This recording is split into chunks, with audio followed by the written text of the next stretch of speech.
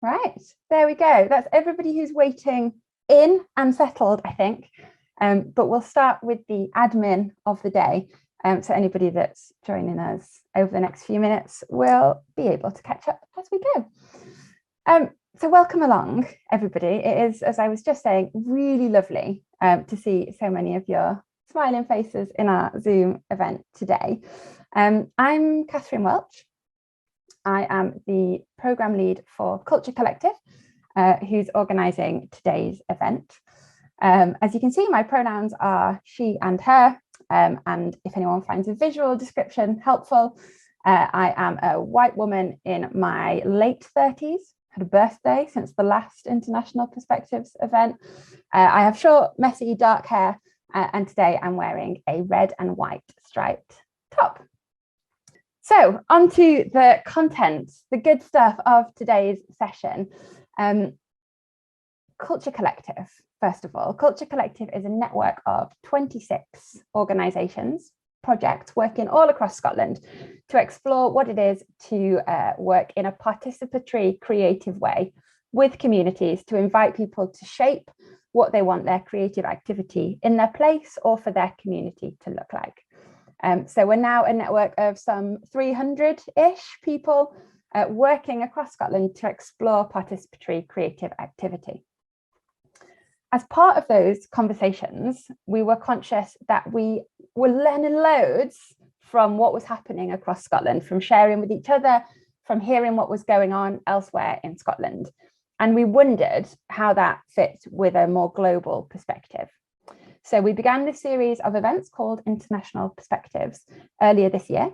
This is the second of these events to talk to people who are working outside the UK on themes that have resonance with that idea of community-led creativity, of accessible creativity and creativity for all, and to work in an iterative way with people to think about what our creative lives could look like. Perhaps if we asked more people or were led by more kinds of people as to what that might look like. Rebecca came up with this proposal of today's session, bringing Maternal Fantasies in to talk about their work and to think about what it might teach us as a group of practitioners in Scotland and how it might compare, contrast, share similarities or share differences with some of the work that's being explored across the Culture Collective network. So Rebecca, I'm going to invite you just to tell us about that. Tell us about how Maternal Fantasies came into your world, and tell us a little bit about what we can expect with the conversation with Magdalena from Maternal Fantasies today. Great. Will I do a quick visual description as well? Is that helpful? I'll do it anyway. Why not? Give it a go. Why not? I am a white person in my late 20s with short shaved hair. My pronouns are they, them, and she, her. I'm sitting in what is actually my bedroom, but I've tried to make it look kind of professional by angling the laptop up so you can't see my bed. It's the comfiest spot in the house. So yeah, I am the project coordinator for the EVOLVE project, which is led by Rig Arts and is being delivered in a really, really small area of East Paisley called Seedhill. I first came across Maternal Fantasies really totally by chance. I'm really interested in mothering the maternal in arts practice, and particularly interested in where the mothering or the maternal within arts has a crossover with community arts or socially engaged arts or art that kind of like exists out with one individual delivering art for kind of like maybe a white cube gallery space. And so when I came across Maternal Fantasies, I was really, really excited. I think it was from just a random Instagram scroll where their book popped up, Reassembling Motherhoods. Mine is incredibly dogged, stained, the pages have warped from reading it in the bath. It's such a good read.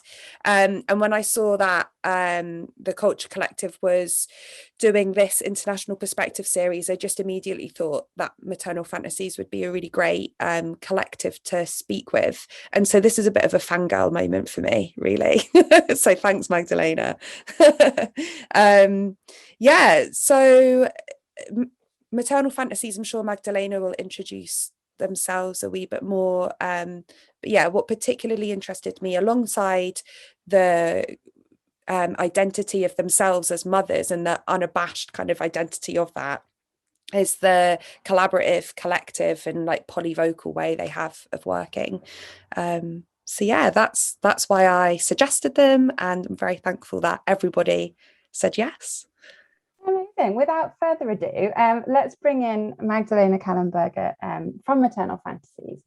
Magdalena, would you like to introduce yourself and introduce Maternal Fantasies for those of us who are newer to your work? And then just for everybody else's reference, Magdalena is going to chat to us for about 20 minutes. Then we're going to share a short film by Maternal Fantasies. And then there's going to be loads of time for questions, for discussion, for chat together from there. So if you've got questions as Magdalena's talking, please either jot them down and we'll come to them, or stick them in the chat as you think of them, and we'll pick them up from there. So without further ado, over to Magdalena. It's lovely to have you here. Thank you both so much for this lovely introduction. I'm so honored to be here and to travel at least virtually to Scotland from Berlin. I'm one of the co-founders and the original initiator of Maternal Fantasies. It's an artist collective that exists since 2018. Currently, we consist of 7 mother artists and 11, 12, or 13 children. The numbers are changing because new babies were born. And I would love to introduce Maternal Fantasies actually through our work and through tools and methods that we have developed together on how to work with each other as artists collectively. And I will share my screen so you can see the others. So this picture from our upcoming film, Suspend the Time, a short version we will watch at the end of the presentation. This is the original founding group of Maternal Fantasies. So the issue was I was like living for 7 years in Egypt, teaching film and editing, and then returning back to Germany in 2017 as a single mother of a 2-year-old son.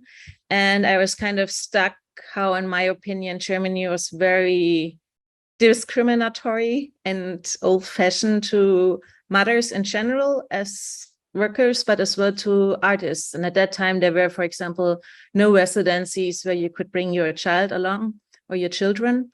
And then I initiated a gathering in a gallery to look for other artists who might struggle on similar issues. And I have been part in Egypt on a female art collective. And then through this meeting, I met these wonderful women who build now Maternal Fantasies. And as a starting point, we thought to initiate or self-organize our first residency together. We are like artists with different cultural roots. One is from Brazil, one is from Helsinki, one is from the US, based in the US, one is Chinese American. So we come with all these different perspectives, different upbringings. We have very divergent ideas on how to raise children as well. We come from different artistic backgrounds, mostly based in performance, photography, and video. And so from the beginning was the aim to show or to work on Rebecca, we call it like polyvocality, trying to carve out multiple experiences of motherhood. And already the name says Maternal Fantasies, which means we were interested in the happy moments, but as well the ones that are put aside, like the zombie state when your child is 2-year-old, doesn't sleep at night, you still wake up, and this rhythm of feeding and whatever, you go into kind of a state that you rarely see depicted on Instagram. So this was a starting point for us as a collective. And because we come from different backgrounds, we have decided on a very basic working model for the first residency, which happened at Betonnest. It's in the north rural area of Germany. And the rules said, we called it like the rotational care work model, which means we rotate all working positions from director to performer, to editor, to producer, but as well, we include cooking, cleaning, and childcare in the production process, which is a kind of non-hierarchical approach as well to directing and film production, and to include the care aspect. So the director of our idea was to create new images, that go away from this iconic mother-child constellation, always referring to the Virgin Mary with her one child, to create new images that build a kind of expanded family, and try to get as well, whenever we speak of motherhood, we say it's the practice of doing it. We don't refer back to it as a just biological state. We prefer, even in German, to speak of the maternal as a social location to speak of, and to think about motherhood as something with experience and institution. And this comes a bit from our cultural perspective and the way motherhood is rooted in Germany through our history as well of the Nazis still, which is still very much present in the culture, and how to raise kids in all its different aspects. So anyway, this is why we always make really clear it's not connected to our biological identity or anything like that. It's a process of thinking. It's a tool of thinking. It's a practice to think about and to work with. So our instruction says, take one completely free art historical reference or any inspiration. The director decides who is in the image, who stands where, and how it will be shown. So this image is a reference to the raft of the Medusa from Géricault, which you might know. I think it's from the 1800s, and it depicts a bunch of men on a raft. It's a very iconic image, and we were interested what would happen if we place ourselves as a collective into this scenery. And of course, we work, it's a very precarious collective, I would say, and we work as we go. We self-initiate, we didn't have funding. We had this beautiful residency, this former concrete factory, and that was the spot where we did this image that should refer to the raft of the Medusa. I will just show a couple of others so you see as well the different aesthetics and ideas of the individual directors coming in. This is care and caring, and from this combination of words, we have further developed the performance. And I still love this connection of care and caring, because it brings takes this just positive connotation that is at the moment everywhere, and brings in that as well the burden that comes with it, the relationality, the interdependence, and all these other sides. And this is very interesting. It's one of the few images where we have just one mother and one child. And at the beginning, any curator, they always wanted to have this image to represent maternal fantasies, when we were like, what? The exact aim of the collective is to bring in multiple perspectives, bring new images, thinking of us as a village, that we are for each other, and get out of this stereotypical iconization.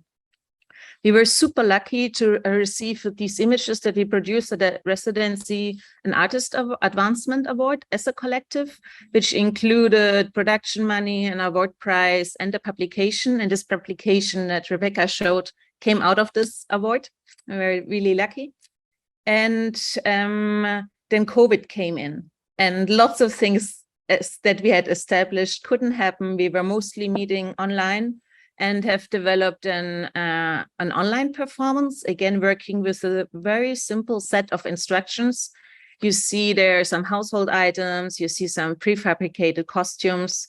The director has to decide on one physical action and one sentence to speak, and the others do the same. So unfortunately, this is in German, but scene 1, peel potatoes. Scene 2, put your feet together. Scene 3, fold laundry. So we keep the rules on how to create our project so simple that it has enough freedom for others to do something, but as well that it could be done as a collective together with the children. And another approach is like to multiply these experiences of ourselves that we work with.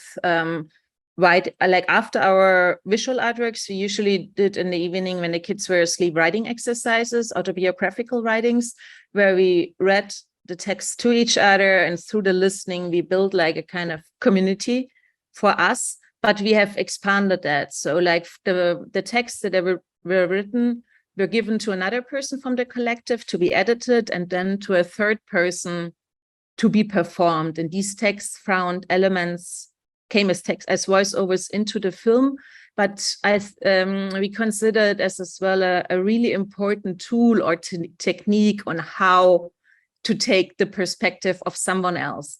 On the one side, you, through this rotating text and considering autobiographical experience as material, if you give it to someone else, it's not linked to your personal individuality anymore. So you are more free a bit of self-censorship to address certain topics. And as well, it adds if the other person then takes this perspective to perform it. I mean, it's a very basic model, and most people who are working in actual fiction film will know that, but like we are visual artists, and we used it as a method. And here you see a page from our book where we did a collage of biographies of people we call our feminist ancestors, like people we pick to write from, to think about. So one of the starting points was a text from Adrienne Rich, Anger and Tenderness, where we used prompts to write in our individual contemporary experiences. So we took prompts from her text, like so many women, I, blah, blah, blah, entry from my diary, so and so.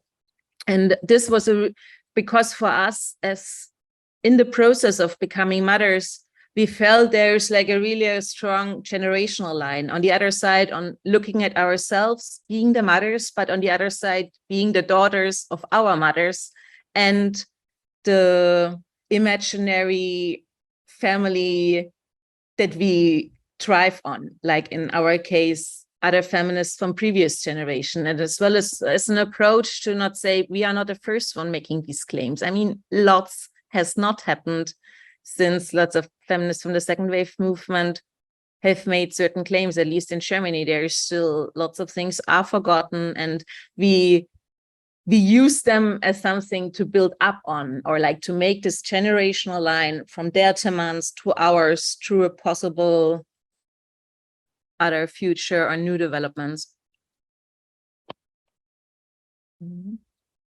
Then besides the residency, we have a tool that we call rotational Gastgeberschaft. In English, it's hosting.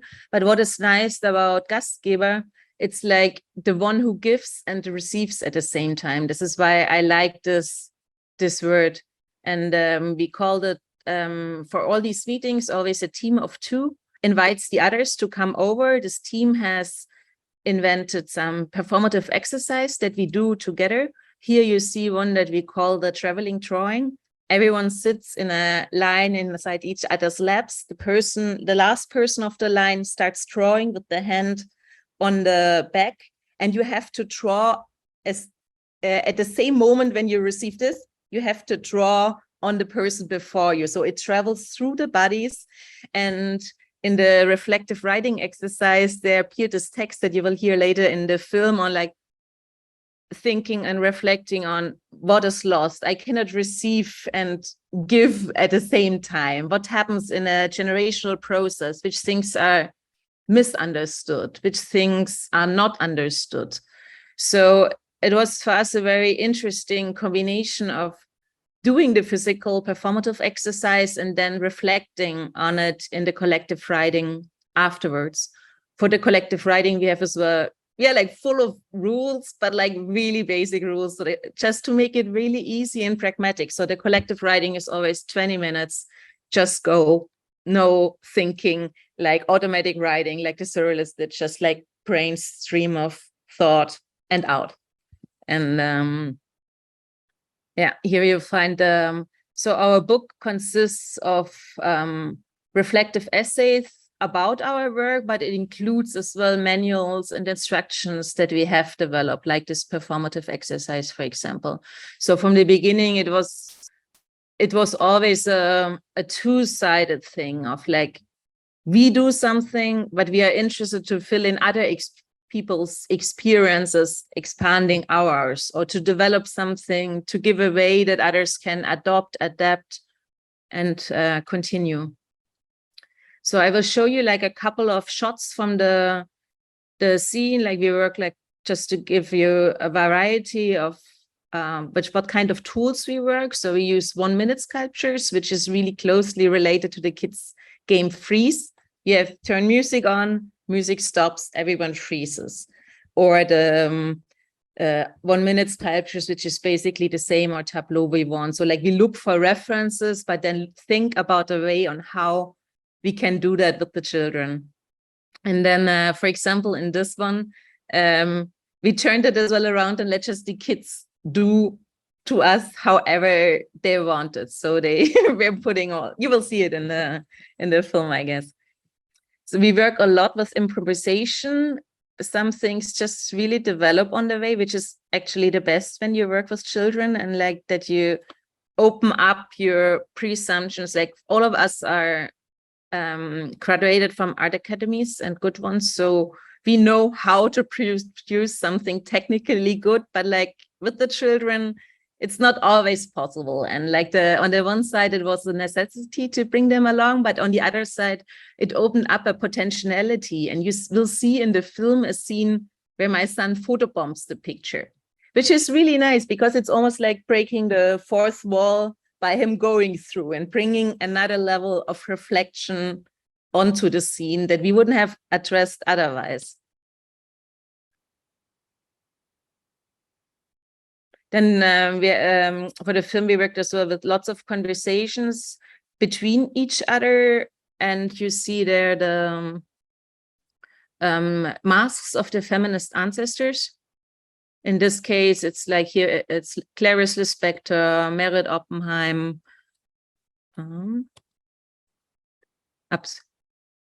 Here, and they are very wide range. So the kids were as well asked to bring in. So this is how how is she called? The goddess from the, I always forget the film title in German. Anyway, you see it's very wide range, from Laura Mulvey, Valerie Solanas, Mami Wata, and we all have them just there. No hierarchy, no comments. In the book, you find a bit more about their background.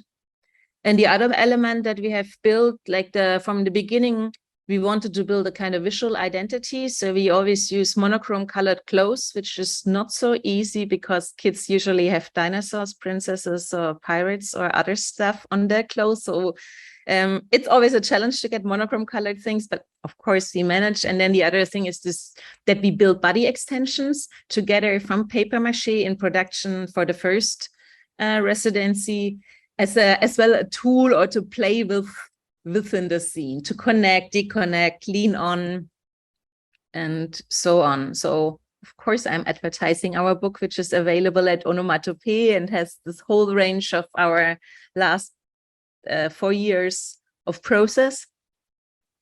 And here you see some uncensored production shots. So of course it's messy if you go with 9 people and 15 children to a residency. Of course it's organizatorial struggle, like to feed everyone, that to keep everyone on track, to create some spaces for the kids to play in between, and all these things to think of part of the process. So now I would love to show you the 12-minute short version of the film. Am I good with the time?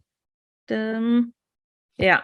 So I hope you enjoyed, and in the film you will have from the text, it's part of our autobiographical writings, but they are included as well texts of feminist ancestors that we use as references. And in the process of expanding our experiences of motherhood in the second residency, we were building an ABC of maternal invisibilities, where everyone added additional terms to the A, to the B, and it's fragmentary. There are empty spots, there are voids, there are gaps. We created new gaps, but part of that is another voice layer in the film. And I hope you do enjoy the film.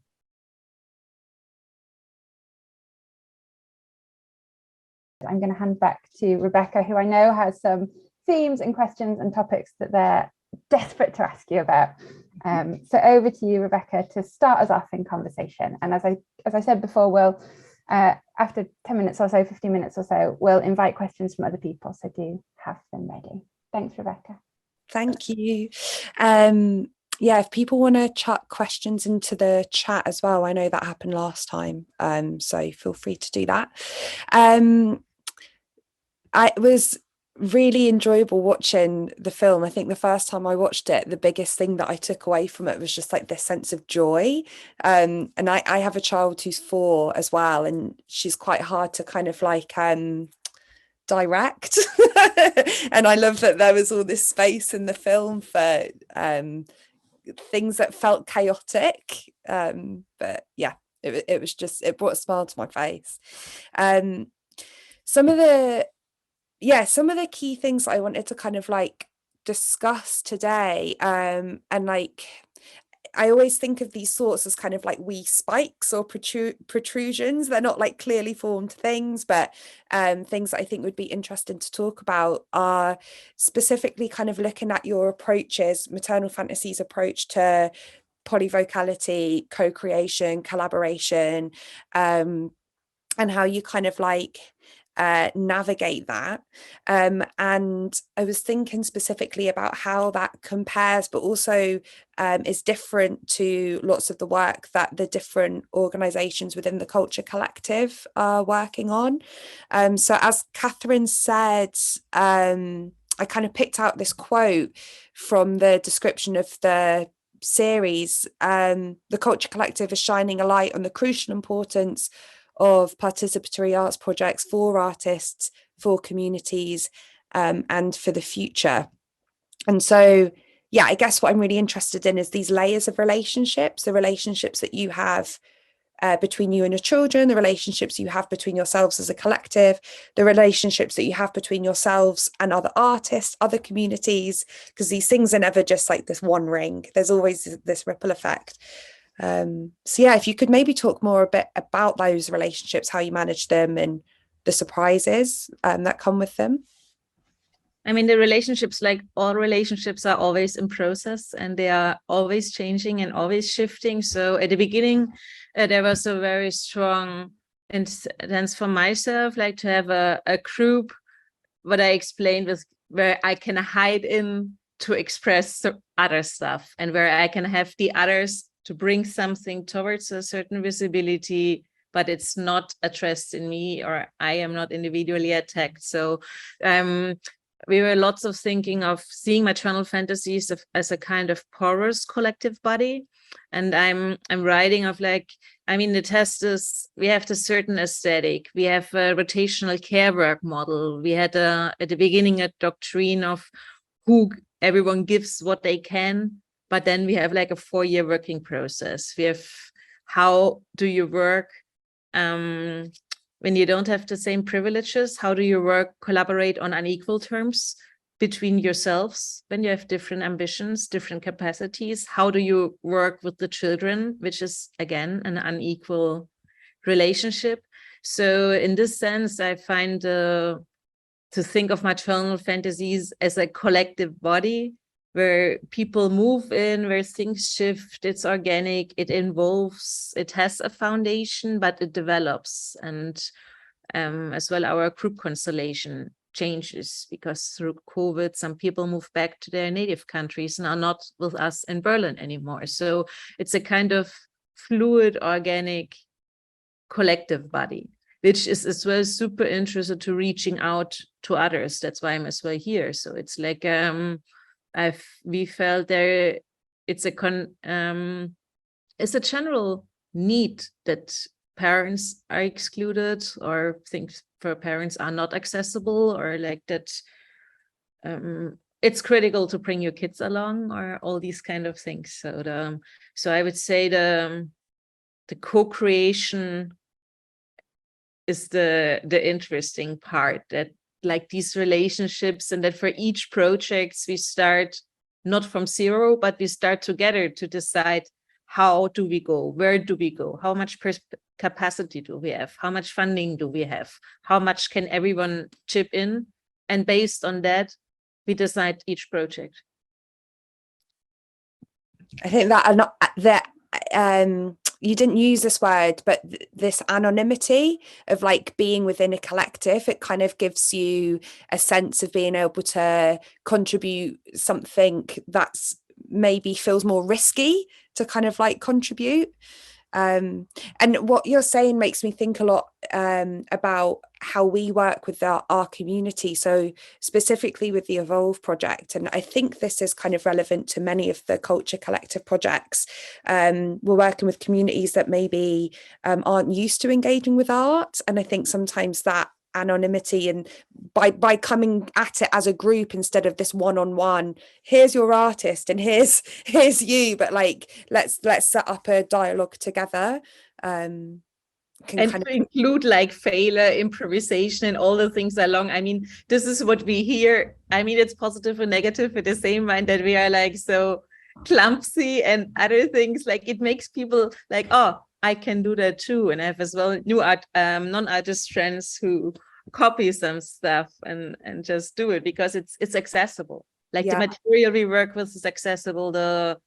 It's very simple and basic, so it doesn't need so many techniques. Of course, we do have them. Like you saw, it was good camera work. It's good editing. So skills are important, but we as well through skill sharing, we try to empower each other and giving each other the expertise that a person doesn't have. That rotational model you have is really interesting, because I imagine it kind of encourages people to step up into positions that they maybe don't feel fully comfortable with, and democratizes kind of the roles. Like not everything is so important, because it shifts, it rotates again. So this will be in the film is about the death, then there comes the other one. It's like always in a flow. Yeah. Thinking about communities and how people relate to one another in communities. Culture collective is specifically looking at these relationships between, as I said, artists and community members, but also between like organizations and communities. And it's kind of like these constellations of different people with different levels of expertise and different backgrounds and different desires kind of being tied together with these projects. And when I read your book, one of the things that really stood out to me was how you kind of describe yourselves as a collective which focuses on making work. Your work and your approach might be linked to social practice art, but it is not situated within the context of art as social practice. And I thought that would be a really interesting point of comparison, or an interesting thing to mine to help us better understand, like, what is socially engaged arts practice? What is community practice? What is a community? How do they stand in situation with each other? How do they relate to each other? I was wondering if you could talk a bit more about why Maternal Fantasies thinks its practice is not situated within that context of social practice, and also on from that, how you think it does relate to wider communities. If as well, that's something that shifted. Like at the beginning, in the first 2 years, we were really thinking we would produce artworks that would be shown in white cube gallery spaces. We would enter the art world and just clean it up and get ourselves and our work in with the kids. Unfortunately, didn't work, because on the way the art world perceives collective artworks, like we have currently the discussion on Documenta in Germany, that people say there is no artworks, which is complete nonsense. And this is where we were coming from, and why we were constantly applying for funding to do the film, to produce art, but we couldn't secure any except for this art prize. And besides that, we were invited to be hosted around 50 workshops nationally and internationally. We get requests to organize childcare events and all these things. And again, we were thrown back at this role that we didn't want to be in. And what I saw for me, but the trickiness with social practice, like I really wanted to go to the art world level. And but now 4 years later, we see it's just not possible. So we have to see with different structures, and maybe it's actually far more interesting to look at these processes as the artworks. I mean, Mirla Laderman started with wiping the floor and says, this is my work, or the mother is my work, but maybe these parts of organizational tasks, or it's more situated in the organizational turn in the arts, I would see it now. And as well, I wouldn't phrase it like that anymore, that we are not part of social practice, but this evolved from the ambition to just produce artworks for gallery spaces, and yeah, didn't work. I also think it's like with my view is like most art it's in dialogue with people, right? With real people in the real world, and it's making you think about real things. And so in that sense, in my mind, all art is social in a sense, because it is engaging with the social world, with the real world.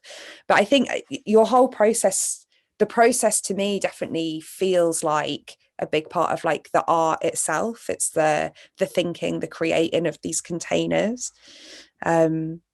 So do you think that there is, do you consider a relationship with a wider community, like, or does the focus primarily stay on yourselves as a collective that's then making works? Does that make sense? Or yeah, but I mean, like this is really like the lucky part of these connections. Like when we started in 2018, the topic was absolutely not interesting to anyone. And now, at least in Germany, and as well, I think internationally, there's so many new communities who have built, who contact us, or who we discover on Instagram, like you discovered us. So it's like I would say it's a collective movement that has started, like a kind of recap from a pause since the 70s, or I don't know, there's always these kind of waves. And right now, and I mean, because of the Corona crisis, I mean, the Corona crisis magnified these injustices by as well saying, at least in Germany, be isolated with your nuclear family. What if you don't have this family model, and then the restrictions cannot be applied? Things like this. I mean, like Corona put very strong light on these problems and lacks in the system when it comes to childcare, accessibility, and all other issues. Yeah, it was super refreshing, like, to read about like the experience of mothers and like caregivers in the pandemic, like through your book, and to really, don't know, I kind of felt like I was my work was completely put on hold throughout the pandemic as a single parent, and to have other people kind of like hold a mirror up and be like, yeah, it was really hard as a mother, as an artist, it was really refreshing. Yeah, and just like to recognize each other in the experiences, yeah. And like refuse to say this capitalist system is always nuclear family. We don't live in this world. We are related to others, and this is the only way on how to, in my opinion, raise children, through networks with others. So it just doesn't work. Yeah.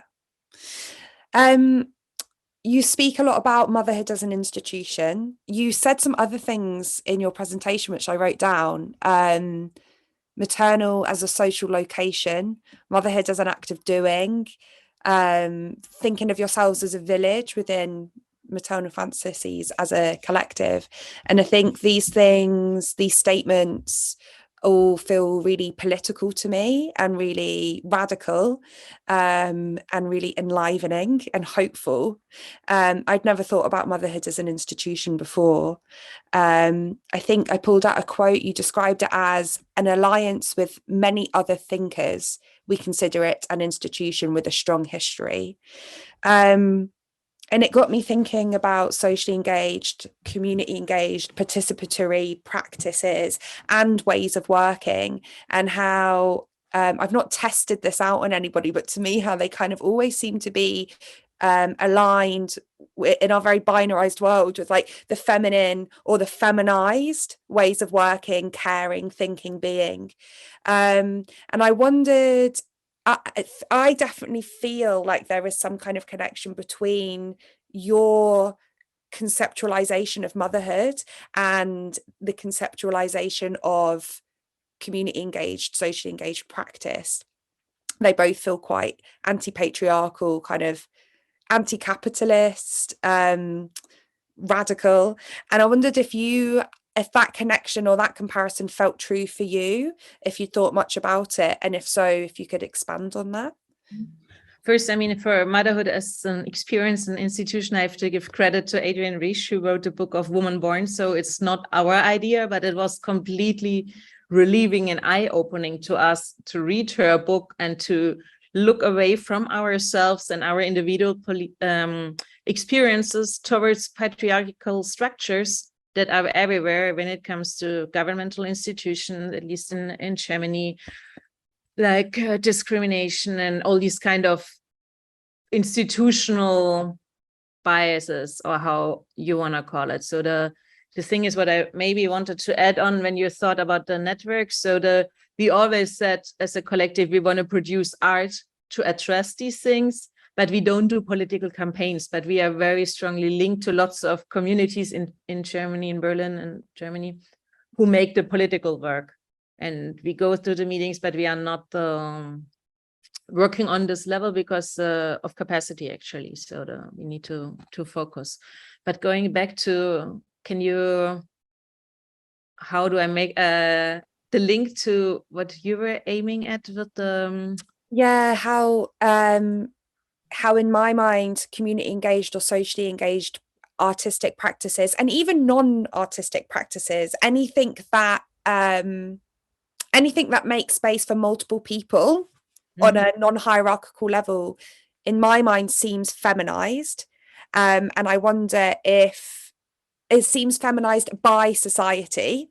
And I wonder if you can speak about a connection between this institution of motherhood and this institution, if there is one, of, I guess, like I'm like using so many over the top words, like anti-individualized practice that intentionally brings people together. I mean, I can quote in that sense, like one of our members, I know as Sol, she wrote like why she thinks our collaboration works with these artist egos is because as a mother being, as she said, you're already having connection with others where you see they are unequal, or they're like, there's interdependencies and these kind of things. So you are more open to build new connections because there are already some, in that case with your child, that you cannot escape. So and for this wider world, I mean, there's lots of writers like Sarah Rudnick or others. It's like who wrote about maternal thinking, and as well like all these theoretical texts that we read and share and which we use as well as material. I mean, this creates for us the world, and yes, it's a female or non, but I don't want to put it on female as a thing, but it's, let's say, anti-linear male modernity concept of the individual artist genius. Something like this. We are always sometimes good in expressing the anti. So that's well my yeah. Thank you. I can see we've got some questions springing up in the chat. Catherine, would you like me to just go and read through them? I'm happy to read them out. Yeah, that would be great. Thank you, Rebecca. We've got 3 questions so far. So Liz and Robin and Liz again most recently. So yeah, feel free to pick whichever you'd prefer to address first, if that's all right, Rebecca. And if you miss any, I'll pick them up with you when we get towards the end of the session. Great. And if anybody maybe wants to ask a question themselves and not have it read out, feel free to put that wee like thumb up in the corner of your screen, that funny little emoji thing. So Liz has asked, how do you manage to sustain and keep the momentum going when you were all busy mums? In my experience, collaborating with other mums, everyone is equally reluctant to take an organising/producing role, and things tend to fizzle out. So I guess a question there about sustaining momentum. This is why it started with self-organizing the residency, because instead of going on family holiday, we went on a residency that we organized ourselves. And this is as well, our meetings were Sunday afternoon. So instead of, this was our pleasure of doing anyway, but we used this time that you would do individual family stuff to meet at that time, bring the kids along and produce art, because, or gather, this is what we love. But like always with the outlook of producing something, because that's fulfilling to us. So, and like in this other text in the book, it's like, this is the radical care of as well to produce these things together. It gives us this, gives us something. But it's tricky, of course, with kids to find a schedule. So this is why the pandemic was very difficult, and just evening meetings, and everyone is tired and the kids are not involved. And they're like, for the performance that that I saw showed one slide, we had just like 2 or 3 rehearsals with the kids. Everything is pre-produced when they are asleep. But the residency model actually was the best to do. Thank you. I'm just going to jump straight on to the next question and keep rattling through them. Robin, who's actually an artist that we've just started working with on EVOLVE, has asked, do you think our climate crisis is in fact a reflection/result of predominant patriarchal structures as opposed to a culture of mothering? Do you want to... I'm not sure I understand that question, Robin. Magdalena, do you understand it, or would you like Robin to expand? Oh, please. I've just unmuted because I feel like I don't think it's a binary, but so many of the structures that form our interrelationships, the larger structures, are so patriarchally dominant and not involved in reciprocal relationships or reflexive or regenerative. They feel very, patriarchally dominant. And so much of climate change seems to be coming from those patterns of behavior, that I wonder if things were more dynamic, more reflexive, more regenerative at their core, and therefore, if you like, the more mothered society and Mother Earth, I feel we'd be in a very different situation when it comes to climate change. Of course. So I mean, like the thought that all resources are endless, doesn't matter if it's natural resources or if it's our physical one, or as well that us as a collective, we still think of producing. I mean, this is, in that sense, we are following this line, but we are very critical of it, and we are thinking of engaging pauses, breaks, and sleeping, like of thinking, yes, we are producing, but to what extent, to what emotional, practical costs as well for the families. I mean, my son maybe doesn't want to be there the whole time or has other needs. So, I mean, in this sense, I'm thinking about what are we doing differently, and most important, I think it's the only way is like to take always breaks in between or moments of reflection, because otherwise we just follow along. How many million artists does the world actually need in that sense? Maybe needs. I'm just saying. Thank you. Liz asks, are any of the children in your collective disabled or neurodivergent? If not, do you think your way of working would still work? Or are there any additional adaptations that you think you would use?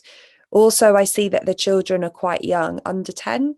How do you see the work developing as the children get older? So I think 2 different questions. One about any adaptations that you have made or would make in terms of disability or neurodivergence. And then the other is about how the collective and the work develops with age. Yeah, so my son is disabled, but like it mostly shows with the motorical physical movements. I have hosted, as part of Maternal Fantasies, a whole workshop for disabled people, which is, there were like 40. I mean, it's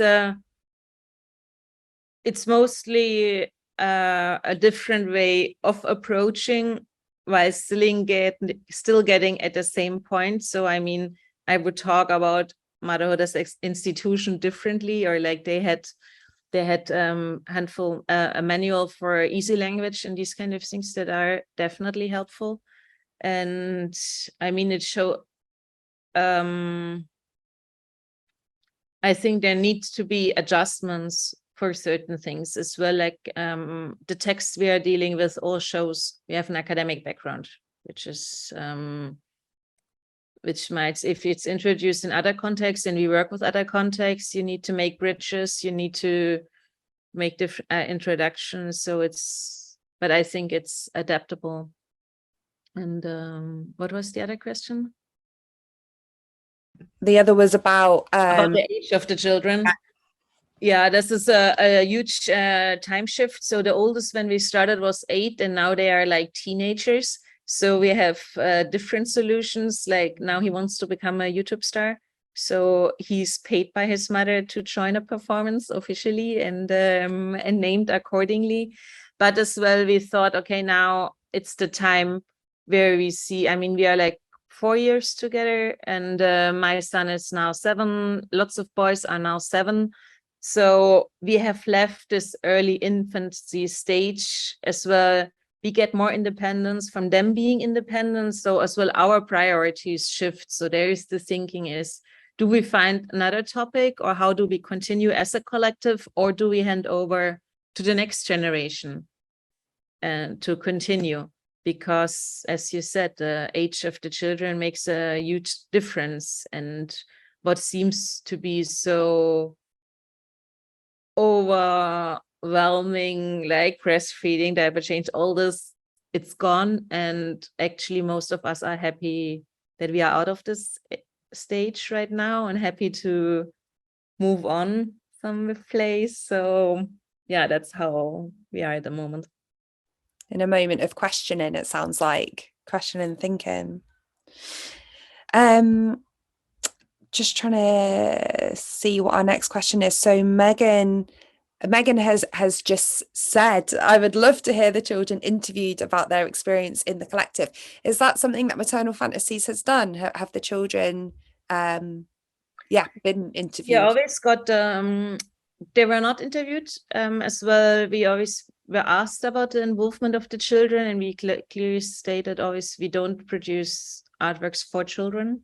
So in some ways we are using them. We don't make films for children, and which is, they don't have the same, we have very diverging opinions on how to involve the children. And as well, when it, I mean, now with the 7, 8, 9-year-olds, it's super tricky because you want to protect them. You have the responsibility for them. Like we did the film with them where the kids were speaking. It was a workshop at Floating University. So I mean, there's always negotiations about it. And as well, like, do they want to be later in high school be remembered as being part of Maternal Fantasies? I mean, I can just say we are super, super careful. We didn't produce yet anything where they speak in speaking roles, but this is mostly because lots of them were younger, and then Corona came, where it was mostly between us mothers, and then they fitting in a pre-planned performance, for example. Yeah. I'm aware that it's pretty much 3:15. There's still so many great questions, but we're going to have to wrap up to be on time. But I would say, for those that have got questions, I'm also going to plug your book because it is just brilliant. Buy it, read it. It's really interesting, and I think it really does speak a lot in there about like play. I know that's one question from Rio. So have a look. I'm going to have Lovely. Thank you so much, Rebecca, for sharing that, and for Magdalena for your input. We've kind of considered these international perspectives events as a bit of a starter for conversation with a really open mind as to where they might go afterwards. I'm conscious in the chat of lots of people asking questions, lots of people saying how this might influence or impact with or intersect with their own work. So I'm going to end, I think, with a really open question as, would we like to continue this conversation, or would some of us like to continue this conversation? And it might be that we host a smaller kind of conversation, a separate kind of sub-conversation session for people who are interested in continuing to support one another to explore these questions, or not. It's a genuine offer. So what I'm going to do is to pop my email address in the chat. As I say, I'm the program lead for Culture Collective. If this feels like a conversation that you would like to continue to be part of, please get in touch and we'll just see what comes of it.